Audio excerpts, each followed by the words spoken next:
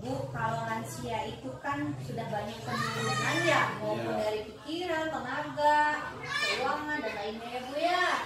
Nah, makanya kita itu harus bisa meningkatkan kualitas lansia ya Bu ya. Caranya yaitu bisa dengan agar lansia tetap sehat. Biasanya kalau tetap sehat itu dibarengi dengan apa Bu? Olahraga. Coba Ibu ada tidak atau pernah lihat tidak? Biasanya kalau lansia itu olahraga ringannya seperti apa? Jalan kaki, senam. Iya ya Bu ya, biasanya kita lihatnya cuma olahraga jalan kaki sama senam. Nah Bu, sudah pernah lihat belum senam lansia bagaimana? Belum. Mau Bu mempraktekkan senam lansia? Iya, walaupun kita lansia, tapi nanti kita juga bakal jadi lansia ya Bu ya. Ya, oke, ayo Bu, kita berdiri Bu. Kita senam lansia Bu. Nanti Bu boleh lihat videonya atau boleh lihat gerakan saya ya. Sok, lihatin aja Bu. Ikutin Bu, senam lansia biar kita sehat.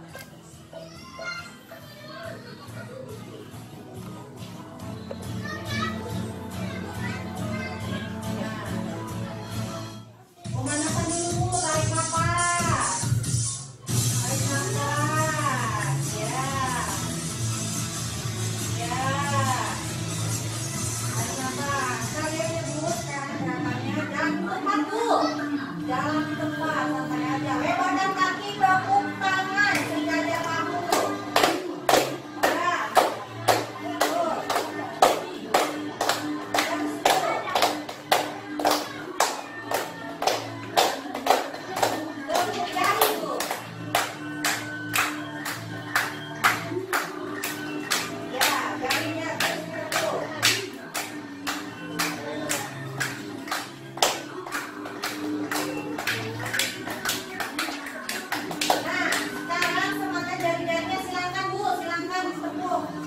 Terus.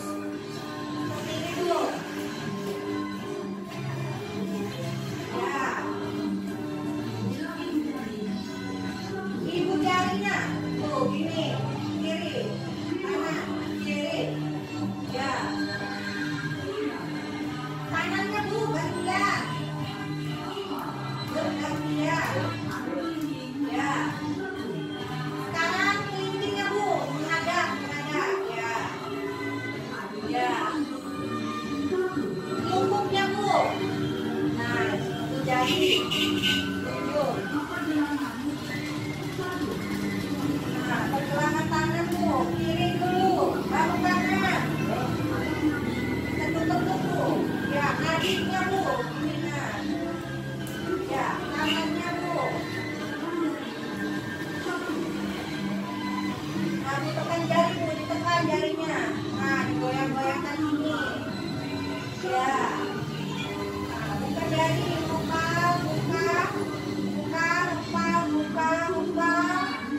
Ya. Nah, ditepuk-tepuk. Tangan kirinya ditepuk. Tangan.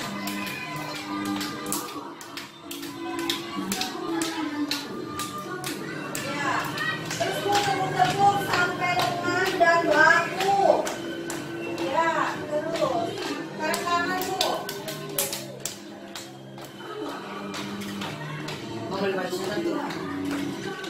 Buangnya Bu, sedikit bungkuk Bu.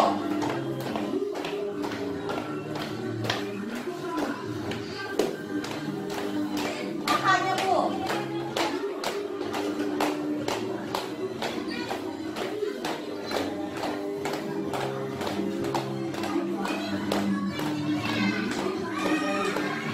Nah, sekarang betis Bu, betis. Ya.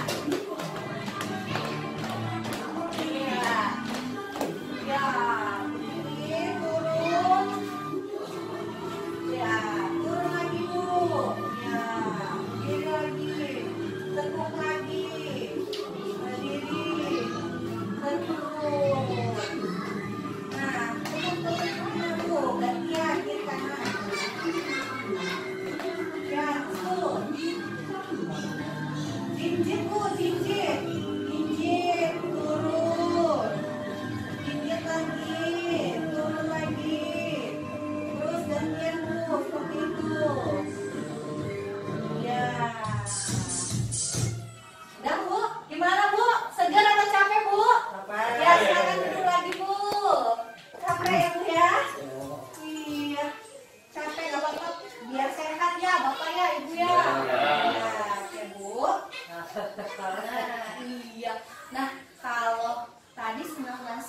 Bu ya.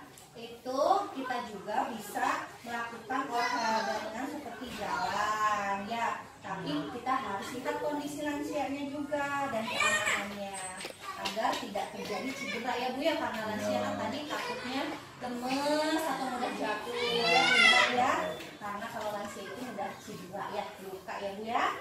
Nah Bu, dalam rangka meningkatkan kualitas kesejahteraan lansia itu diperlukan peran berbagai pihak Bu, seperti peran pemerintah, peran keluarga, dan peran masyarakat. Nah, peran pemerintah dalam mengupayakan kesejahteraan lansia dengan memberi bantuan sosial Bu. Tahu ya bansos seperti PKH Bu. Kalau di PKH ya ada kategori lansia di atas 70 tahun itu masuk dapat bantuan Bu dari peran pemerintah ya. Terus penyediaan panti bagi lansia, biasanya suka ada ya panti jompo tuh yang ada ya panti jompo, nah itu ada. Lalu melindungi lansia dari peraturan yang mengakomodasi kebutuhan lansia tentang itu apa namanya pelayanan publik Pak ya, biasanya pelayanan publik.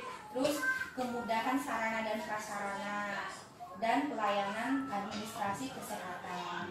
Nah, untuk lebih jelasnya kita lihat klip chat tentang peran pemerintah ya Bu ya. Ya, punten saya berdiri nih Bu ya.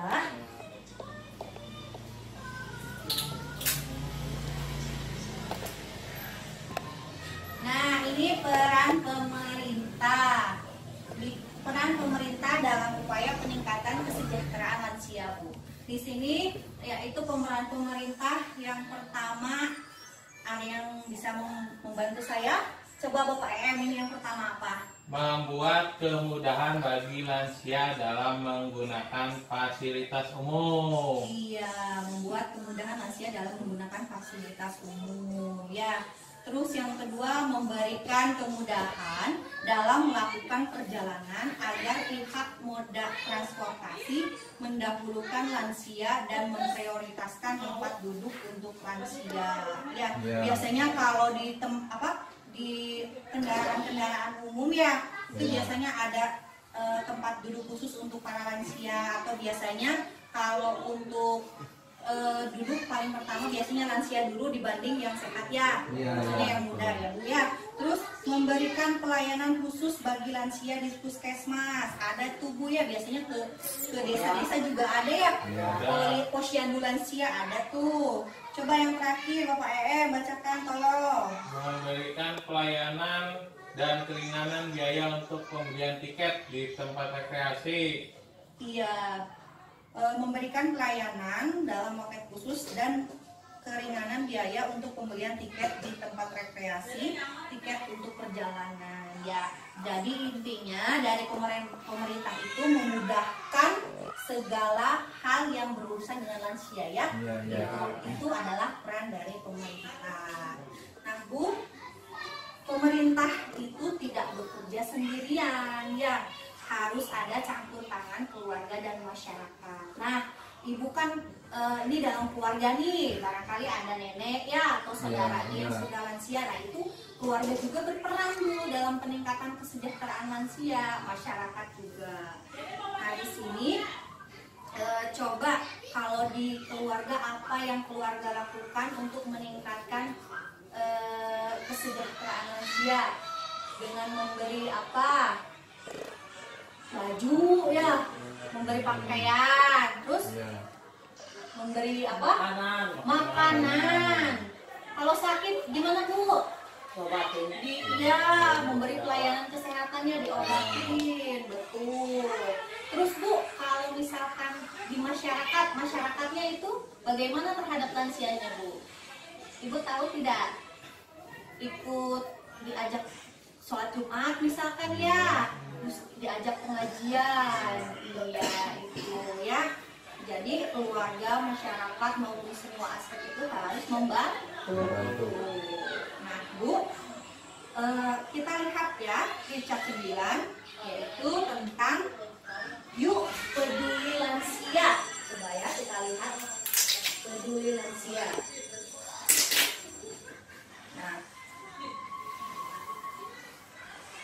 Nih Bu, peduli lansia di sini menyediakan makanan sehat, termasuk mengingatkan untuk makan, memperhatikan kesehatannya, termasuk mengantarkannya ke puskesmas atau rumah sakit atau kamar yang layak, ya, mengingatkan untuk beribadah, memberikan kesempatan untuk berolahraga ringan, termasuk menemaninya berjalan pagi, ya. Nanti ditemenin ya Bu ya, kalau misalkan ada orang tua yang ingin olahraga kita temenin. Terus menyediakan pakaian yang pantas dan bersih, ya. Jangan mentang-mentang orang tua kita berikan pakaian menggusur ya Bu ya, Bapak ya.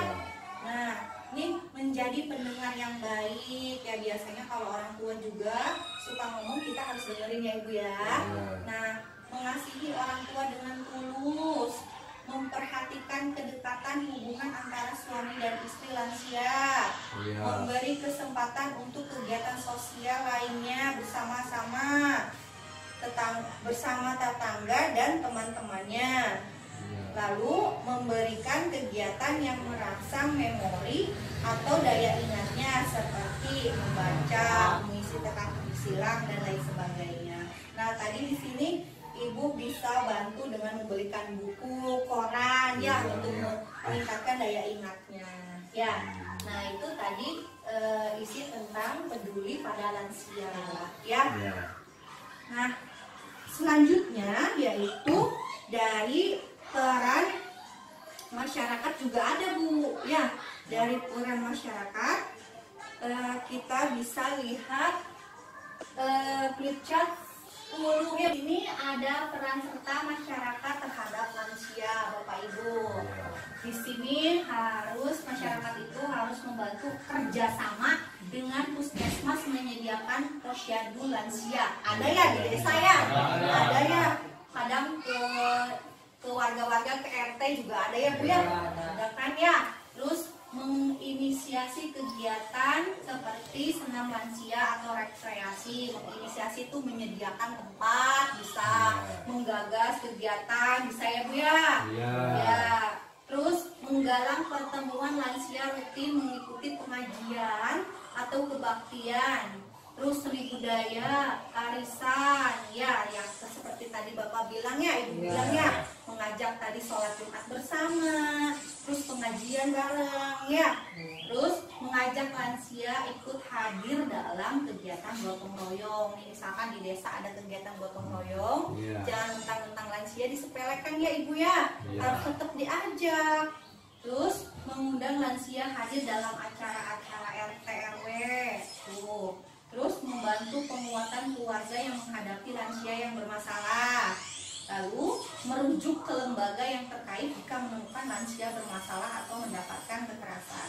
Nah, barangkali nanti kalau ada lansia yang misalkan dimarahin sama anaknya ya, mungkin karena anaknya karena lansianya itu udah rewel, pikun atau apa, kadang suka dimarahin ya Ibu ya. Nanti tolong ya dirujuk ke lembaga yang terkait supaya lansianya nanti diurus ya kalau anaknya tidak mau mengurus. Terus memiliki lembaga rujukan terkait dengan kebutuhan lansia. Nah, di sini tadi memiliki lembaga rujukan terkait dengan kebutuhan lansia. Nah, ini nyambung ke flip chart 11. Ada lembaga-lembaga yang bisa menjadi rujukan jika lansia mengalami masalah. Yang pertama apa Bapak Ali ini? Puskesmas atau rumah sakit. Betul, puskesmas atau rumah sakit. Ini biasanya rujukan bagi lansia. Masalah apa Pak kalau puskesmas atau rumah sakit? Untuk berobat. Berobat ya, kalau lansianya sakit ya Pak ya, bisa dirujuk ke puskesmas. Terus yang kedua itu panti jompo ya, panti lansia. Nah, di sini biasanya adanya di kota ya Pak ya, di kota ada, di dinas di provinsi ada. Nah, itu panti lansia ada, ini mengurus lansia-lansia yang terlantar ya, atau misalkan tadi seperti walaupun ada anaknya tapi anaknya tidak mengurus, bisa dirujuk ke panti lansia ya. Terus ini apa Bapak Dinas sosial setempat. Iya, dinas sosial setempat. Kalau misalkan masalahnya beda lagi, misalkan agak sedikit berat, bisa ke dinas sosial untuk diurus segala kebutuhannya ya, lapor ya. Terus ini apa lagi, Bapak Ali tolong. Kelompok keagamaan yang peduli lansia. Iya, dirujuk barangkali ada lansia yang misalkan mengalami masalah ya, masalah tentang biasanya rohani. Nah, bisa dirujuk ke kelompok keagamaan yang peduli lansia. Nah, terus ini apa Ibu Yati? Pendamping lansia. Pendamping lansia. Ada Bu pendamping lansia. Kalau saya kan pendamping PKK ya Bu ya. Pendamping lansia ada lagi Bu, boleh nanti kalau misalkan Ibu menemukan lansia yang bermasalah dirujuk ke pendamping lansia, ada ya. Bapak tadi mana itu Bu? Bisa menghubungi itu dinas sosial juga bisa. Iya. Itu ya biasanya, tapi ada di desa juga ada, di kecamatan ada. Lapor aja ke kecamatan, nanti kecamatan menghubungi pendamping lansia ya. Terus yang terakhir itu lembaga masyarakat yang peduli lansia. Biasanya ini lembaga atau organisasi ya. Ada saja relawan yang peduli tentang lansia, lansia yang terlantar di jalanan ataupun sama keluarganya di rumah itu ya. Itu tadi lembaga-lembaga untuk merujuk lansia yang mengalami masalah. Ya. Oke. Bisa dipahami Bu tentang lansia tadi ya, apa yang harus diperankan oleh keluarga, masyarakat ya. Terus lembaga-lembaga rujukannya ya, Ibu bisa menghubungi tempat-tempat ini ya. Untuk kalau ada lansia yang bermasalah. Bu, sudah paham Bu? Paham. Barangkali Ibu lupa ya, namanya kita di sini kan kalau ini mau balen ya, Bu balik lalen ya. Bu balik lalen, nah Ibu bisa belajar di buku pintar ya. Ibu ada kan buku pintar ya? Buku pintar tentang semua ini, peran masyarakat, peran keluarga, peran pemerintah, itu ada di buku pintar halaman 21 sampai dengan 23 ya. Nanti dibaca ya Ibu di rumah ya, buku pintarnya ya. Nah, oke, sudah paham ya? Paham. Sudah paham ya bagaimana peningkatan kualitas kesejahteraan lansia. Oke, kita akan mengakhiri pertemuan ini Bu ya. Terima kasih.